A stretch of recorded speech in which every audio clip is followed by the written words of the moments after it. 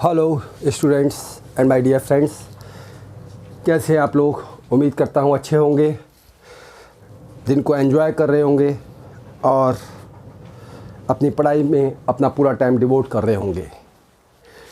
मैं पंकज पंत आपका स्वागत करता हूँ आपके अपने YouTube channel accountancy vision classes में, जो कि आपका है, आपके लिए बनाया गया है, आपकी सपोर्ट के लिए बनाया गया है, ताकि एवरीडे अपडेट्स अकाउंट से रिलेटेड आपको मिलते रहें। बेसिकली ये चैनल जो कि आपका है, इसके माध्यम से मैं आपको अकाउंट्स, बिजनेस स्टडीज़ और इकोनॉमिक्स 11-12 लेवल पर पढ़ाता हूं और अपना बेस्ट देने का प्रयास करता हूं, ताकि आपको जो भी कुछ कंटेंट्स हैं चैप्टर से रिगार्डिंग वो ईजीएस्ट वे में मिल सके। तो आज के शानदार सेशन की शुरुआत करते हैं एक शानदार मोटिवेशनल कोट्स के साथ। कहा जाता है कि mind is just like a parachute, mind is just like a parachute, it works only when it will open. Mind भी एक पैराशूट की तरह है। सपोज़ करिए आप एरोप्लेन में सफ़र कर रहे हैं और कोई प्रॉब्लम हो जाती है और आपके पास पैराशूट है और आप उसे नहीं खोल रहे, तो जान का बचना संभव नहीं है। इसी तरह माइंड भी एक पैराशूट ही है। जब तक आप इसे ओपन नहीं करेंगे ये वर्क नहीं करेगा। अगर आपको इससे काम कराना है तो आपको इसको ओपन करना पड़ेगा।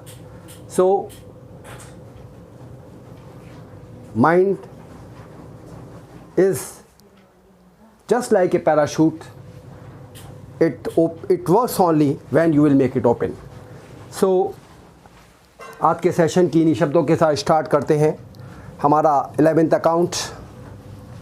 अकाउंट्स का chapter number 2 basic accounting terms में से कुछ पार्ट्स रह गया था, थोड़ा उसको डिस्कस कर लेते हैं और फिर आज के डेट में ही हम नेक्स्ट चैप्टर 11th क्लास का theory base of accounting standard and Indian accounting standard को डिस्कस करेंगे।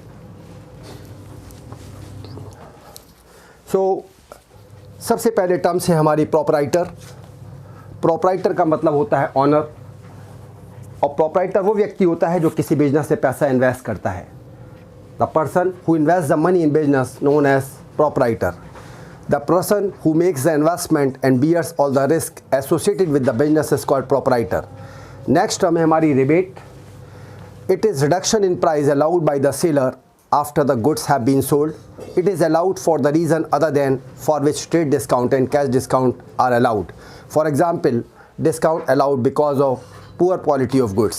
Rebate में और trade discount और cash discount में difference होता है, इसलिए लिखा गया है कि rebate is allowed for the reason other than for which trade discount and cash discount are allowed. For example, discount allowed because of poor quality of goods. अगर कोई पुअर क्वालिटी की गुड्स है उसमें हमें सेलर को discount देता है तो वो रिबेट कहलाती है। लेकिन ट्रेड डिस्काउंट और कैश डिस्काउंट का कॉन्सेप्ट अलग है। Trade discount is allowed by the seller to the purchaser at the time और टू प्रमोट द सेल। ये सेल को प्रमोट करने के लिए दिया जाता है। And cash discount is allowed by the seller to the purchaser to collect the payment timely. But rebate is associated with different situation. It is allowed when the product is of poor quality, defective or other reasons. Next term से हमारी financial statements और final accounts. It consists of trading account, profit and loss account, statement of profit and loss account in case of company, and balance sheet is prepared at the end of accounting process. ये तीन terms हमारी student से रह गई थी जिससे मैंने आज डिस्कस करा chapter number 2 basic accounting terms में 12th क्लास की। अब हमारा नेक्स्ट चैप्टर जो कि बहुत इंपॉर्टेंट है, जो कि हमारे लिए एक्चुअली 10th क्लास से जो बच्चा कॉमर्स स्ट्रीम ऑप्ट करता है 11th क्लास में, उसके लिए तो चैप्टर बहुत ही इंपॉर्टेंट है, क्योंकि एक्चुअली हमें इस चैप्टर में ये बताया गया है कि हमारी पूरी अकाउंटिंग किन प्रिंसिपल्स पर, किन रूल्स पर काम करती है। हमने पढ़ा है कि डबल एंट्री सिस्टम एक साइंटिफिक सिस्टम है, तो उसके पीछे लॉजिक्स क्या हैं, what are the logics behind this theory. So इस चैप्टर में यही सब कुछ पढ़ेंगे, accounting standard and Indian accounting standard, theory base of accounting, chapter number 3 of 11th class accounts. तो सबसे पहले हमें ये समझना पड़ेगा कि गैप्स क्या होते हैं। गैप्स का मतलब जनरली एक्सेप्टेड अकाउंटिंग प्रिंसिपल्स क्या होते हैं।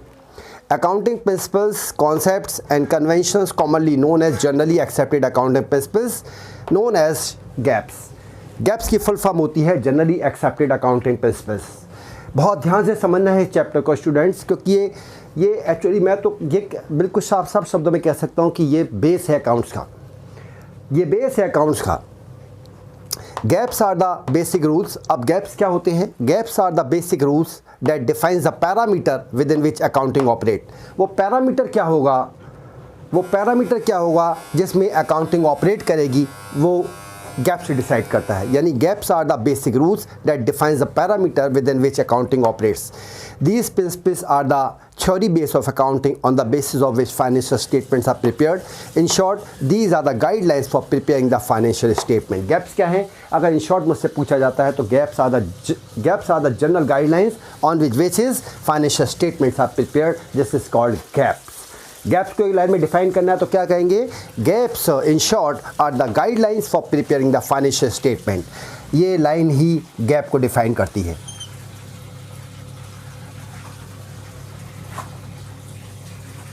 ओके स्टूडेंट्स, अब आ जाते हैं the institute of chartered accounts of India. मैं स्टूडेंट्स आपको बताना चाहूँगा कि एक सीए के एक कॉमर्स स्ट्रीम के बच्चों का ड्रीम जॉब होता है सीए करना। They want to do CA, लेकिन सीए करने के लिए बहुत मेहनत करनी पड़ती है, बहुत मेहनत करनी पड़ती है और आसानी से सीए नहीं होता। आसानी से सीए कभी कर ही नहीं सकते आप। सीए करने के लिए you will have to work hard. आपको हार्ड वर्क भी करना पड़ेगा, कंसिस्टेंसी भी मेंटेन करनी पड़ेगी और फुल्ली डिवोटेड होना पड़ेगा। आपको दिन और रात एक करने पड़ेंगे तो जाके आप सीए कर सकते हैं। मैं आपको बता रहा हूँ, पहले कहा जाता था hard work is the key of success, hard work is the key of success, लेकिन आज के टाइम में hard work and smart work brings success for you. अगर आप हार्ड वर्क कर रहे हैं लेकिन स्मार्टली नहीं कर रहे हैं, हार्ड वर्क कर रहे हैं लेकिन स्मार्टली नहीं कर रहे हैं, तो सक्सेस अचीव नहीं हो सकती। You will have to work hard with the smart manner. आपको हार्ड वर्क को भी स्मार्ट मैनर में करना पड़ेगा if you want to get success in life. So the institute of chartered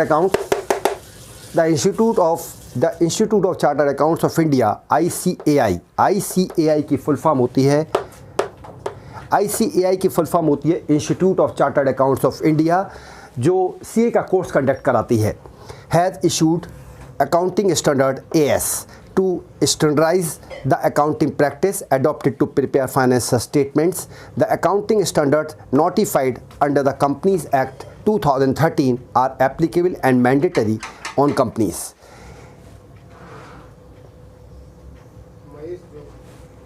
After that, meaning and nature of accounting principles. Meaning and nature of accounting principles क्या है?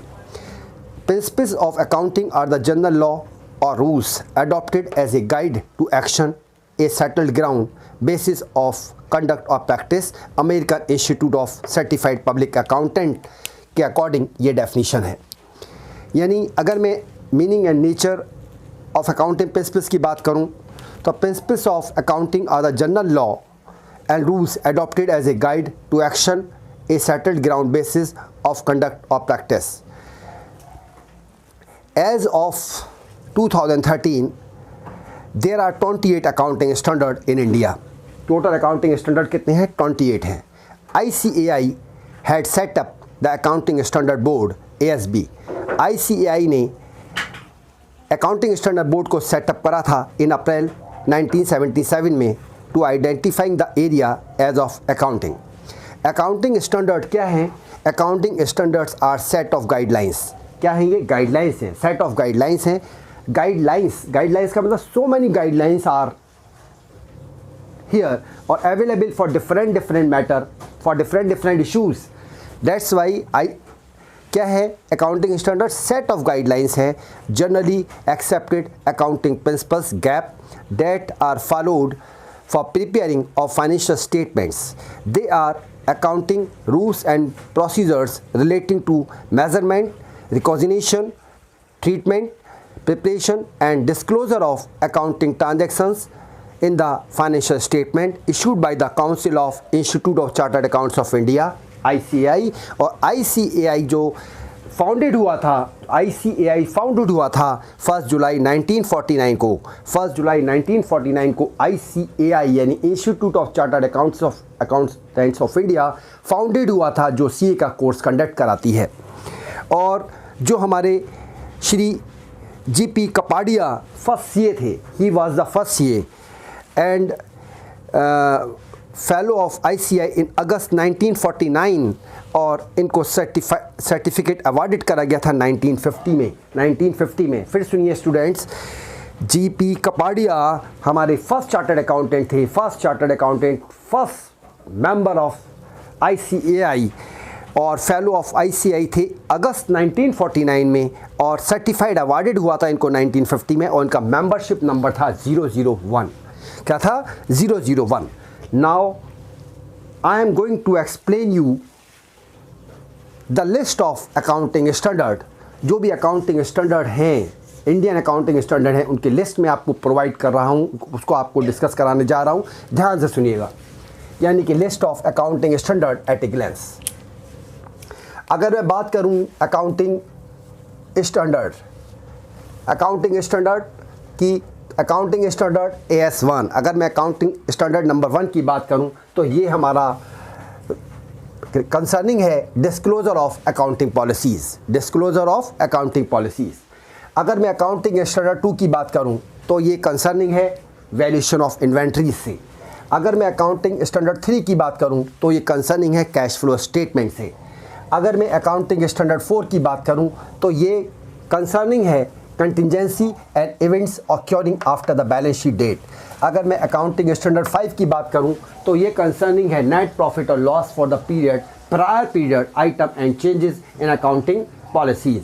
अब अगर मैं अकाउंटिंग स्टैंडर्ड 6 की बात करूं, एक्चुअली एक अकाउंटिंग स्टैंडर्ड 5 के बाद 6 यहाँ मैंने मेंशन करा है, ध्यान से सुनिएगा।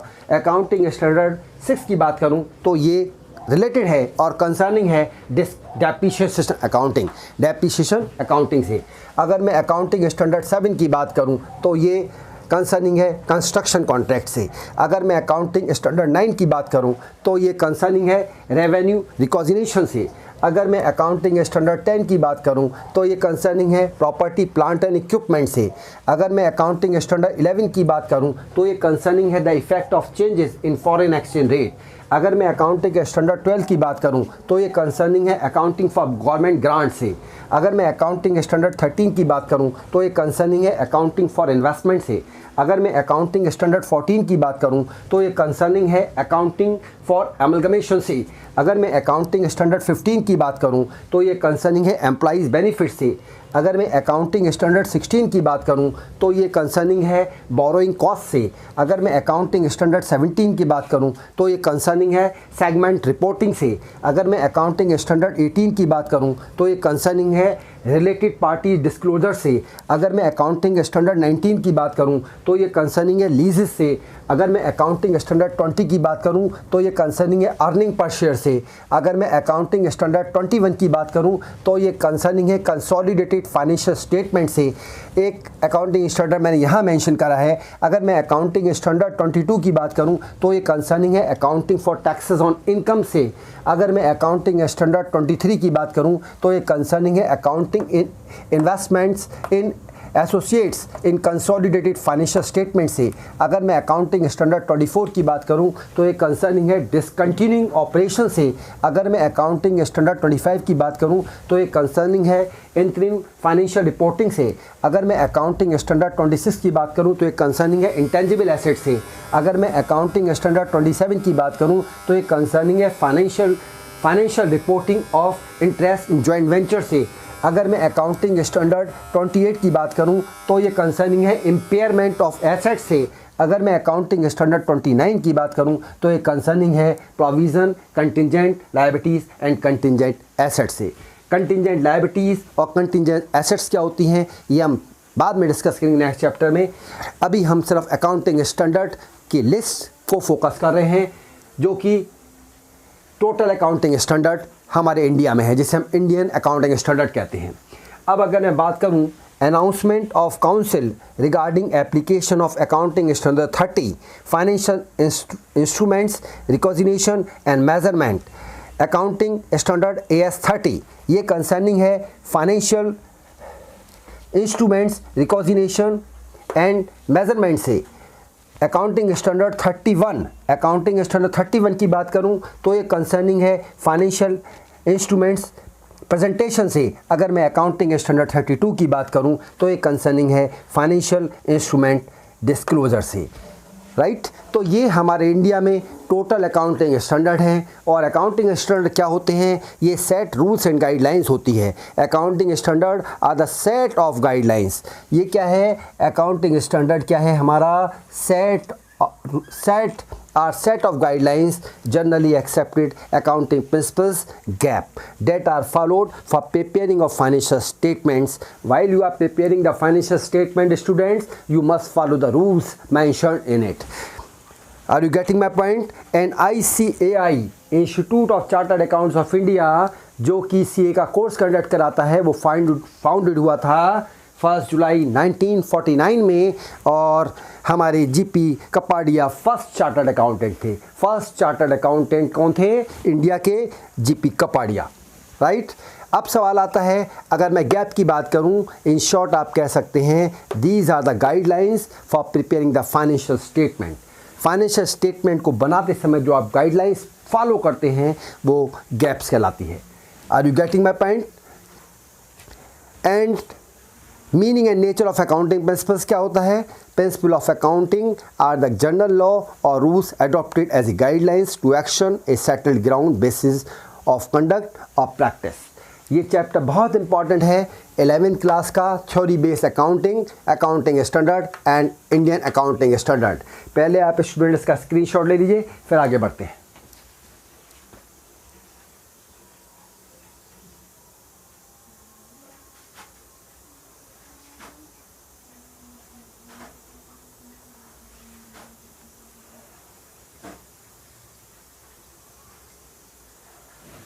Okay, American institute of certified public accountant के हिसाब से अगर हम meaning and nature of accounting principles देखें तो principle of accounting are the general law और rules adopted as a guide to action.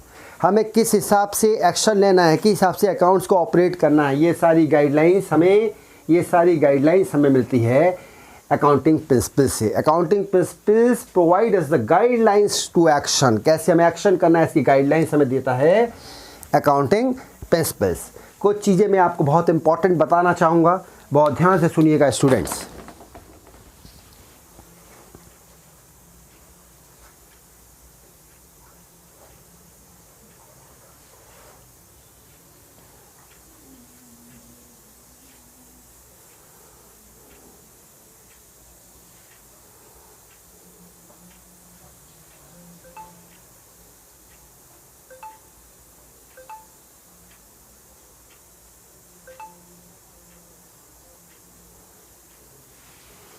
जिनके बारे में बता रहा था आपको कि जीपी कपाड़िया इंडिया के फर्स्ट सीए थे, तो उनके बारे में थोड़ा सा बता दूं कि जीपी कपाड़िया का नाम गोपाल दास पी कपाड़िया था, who was a founder member and the first president of the institute of chartered accounts of India for the year 1949 to 50, 1950 to 51 and 1951 to 52. The Institute of Chartered Accountants of India (ICAI) is a statutory body established by an Act of Parliament, the Chartered Accountants Act 1949.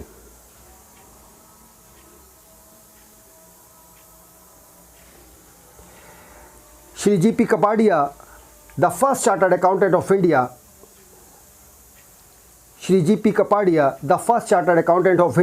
he became a Fellow of the Institute of Chartered Accountants of India (ICAI) in August 1949 and was awarded the certificate in 1950.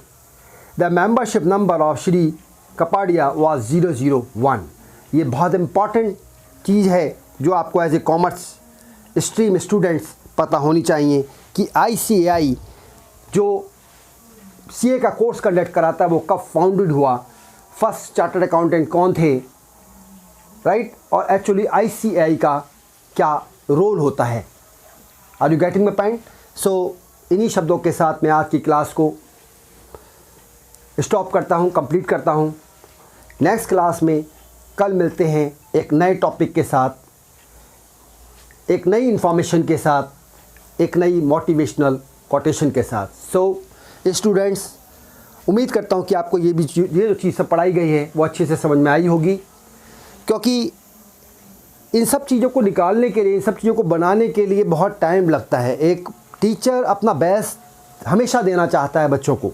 एक teacher अपना हमेशा best देता है बच्चों को। वो चाहता है कि बच्चों को वो कंटेंट्स मिले जिससे उसको समझने में, पढ़ने में आसानी हो। तो यही सारी चीज़ें मैंने आपको चैप्टर नंबर 3 में बताई हैं। ये सारे अकाउंटिंग स्टैंडर्ड्स आपके लिए प्रोवाइड करे हैं एट ए ग्लैंस। सो अगर आपको ये सारी इन्फॉर्मेशन, मेरे द्वारा प्रोवाइडेड इन्फॉर्मेशंस, पढ़ाने का पैटर्न अच्छा लगता है तो आप अपने चैनल